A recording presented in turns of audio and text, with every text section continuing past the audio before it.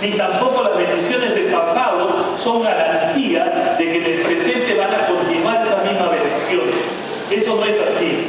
No necesariamente las bendiciones que hemos recibido de Dios en el pasado nos garantizan que en el presente nosotros, si no andamos en la línea de Dios, vamos a seguir siendo bendecidos o mantener la espiritualidad, porque en el pasado fuimos muy bendecidos por Dios.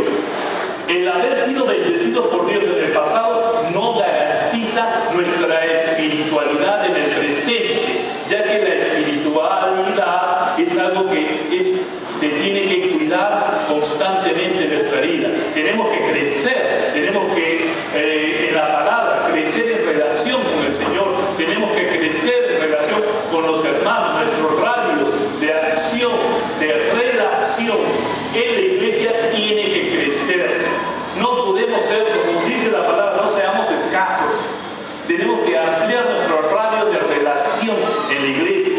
Si no, esto puede ser un problema y puede derretirse la bendición como cual maná. Ahora, en el pasaje que hemos leído sobre las características de un liderazgo inconsistente, y que acabo de mencionar en Hechos de los Apóstoles, el pasaje de Mateo es uno de los pasajes, diría yo, más escalofriantes que podríamos leer acerca del liderazgo que según la Biblia nos dice que va a acontecer. El Señor Jesucristo está hablando en el futuro de lo que acontecería con muchos de aquellos que se llamarán líderes, se llamarán profetas, se llamarán pastores, se llamarán guías de la iglesia. Pero es, como digo, un pasaje Mateo 7 que da escalofríos, porque el Señor hace la referencia de un liderazgo apóstata, un liderazgo que presume ser un liderazgo bueno y tiene la fachada de bueno.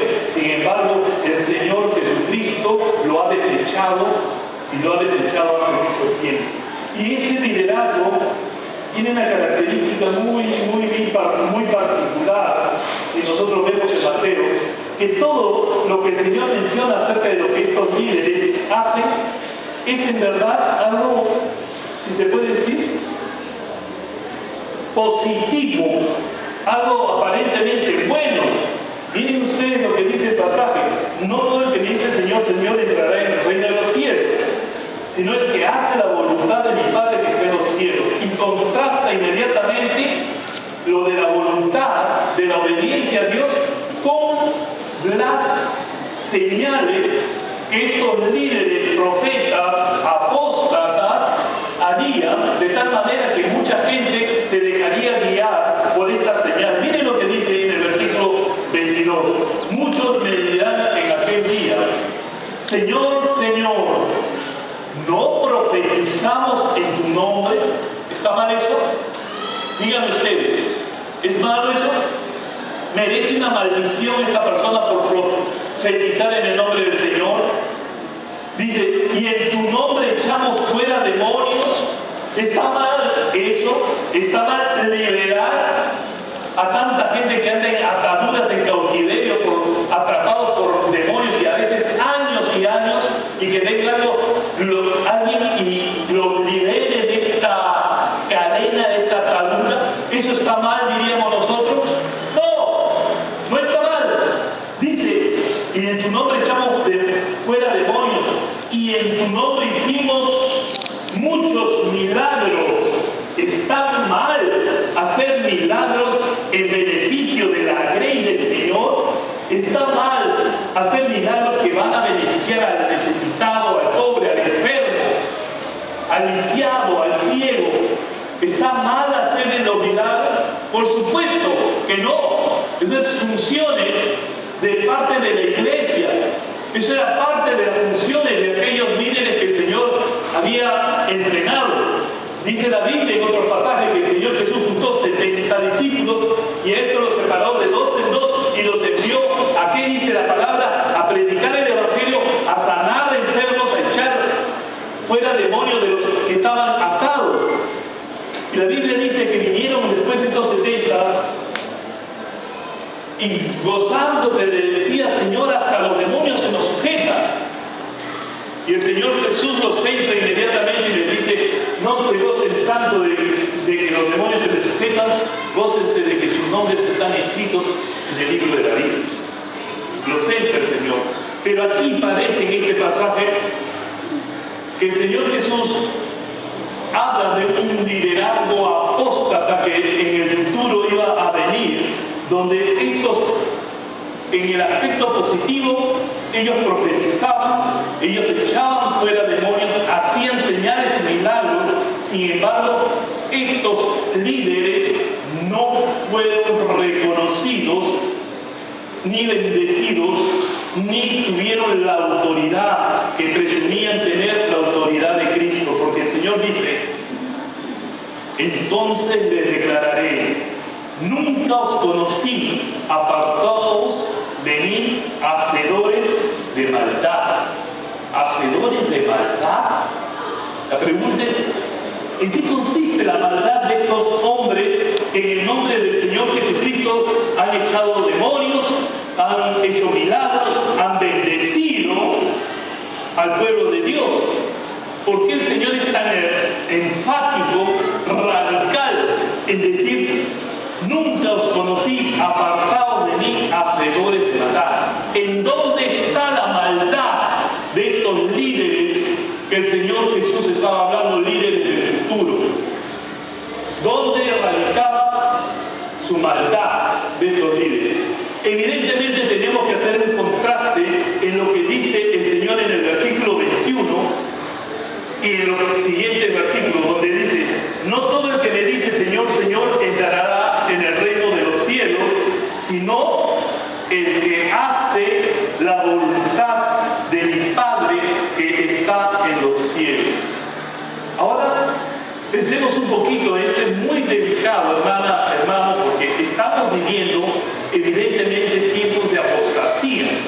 Lo querramos afirmar o no, pero es la verdad. Todo el cuadro que el Señor Jesús está hablando aquí, ya se está dando en estos tiempos. Líderes prominentes, líderes elocuentes, líderes versátiles, líderes que tienen capacidad histriónica y capacidad elocuente para persuadir y convencer, líderes que manifiestan señales milagrosas, no delante del pueblo, y lo hacen en el nombre de Dios.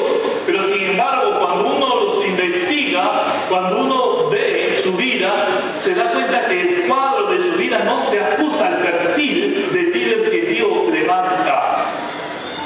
Y eso tiene que ver muchísimo con la desobediencia y la rebelión a la voluntad de Dios y a las formas como Dios hace las cosas. Estos líderes han tomado el nombre de Dios y están enseñando en el nombre de Dios. ¿Pero qué están enseñando en el nombre de Dios? Mentiras, medias verdades, semiverdades. Y ustedes saben, como alguien dijo, aún más peligroso que la mentira es la media verdad. Es más fatal, más venenoso, más peligroso. Y estos líderes, con señales, milagros, sanidades, estaban y estarán y están hoy en día convenciendo, persuadiendo a hombres y mujeres que tienen un corazón abierto al Señor, que tienen fe, que quieren seguir al Señor, que quieren continuar creciendo y afirmándose. Pero estos líderes, con su mensaje de medias verdades, hasta diríamos herejías, son una puerta que le cierra a la fe de muchos creyentes. Por eso viene la maldición de parte de Jesús, porque estos hombres y mujeres lo que han hecho es cerrarle la puerta del cielo a muchos hombres y mujeres que honestamente buscan al Señor, pero sin embargo reciben la mentira de estos líderes que hacen milagros, que hacen señales, que hacen prodigios, lo cual no es garantía de que Dios está avalando a estas personas por el hecho de que levantan muertos, hacen señales, hacen sanidades. No es garantía de que la presencia de Dios está ahí. ¿Escucharon bien?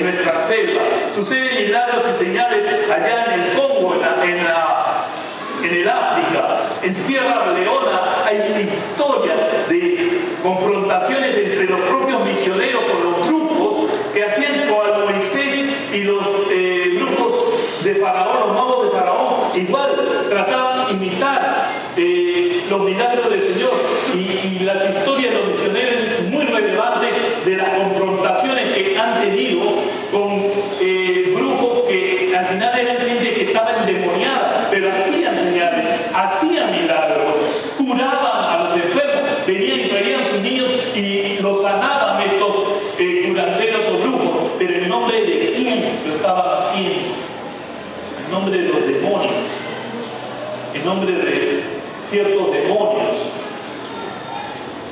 Las señales, los prodigios, los milagros, mi hermana, no se engañen ni se dejen seducir. En estos tiempos se están descartando más y más los círculos donde se dan señales, milagros y prodigios. Obviamente, estamos en una época donde las cosas han cambiado. El siglo pasado era el siglo del racionamiento, se negaba a Dios. Hoy día no se niega a Dios, no se niega a lo sobrenatural. Me cuentan que en Europa mismo la gente no cree en Dios o desecha a Dios, pero cree en lo sobrenatural, cree en lo espiritual, cree en la espiritualidad.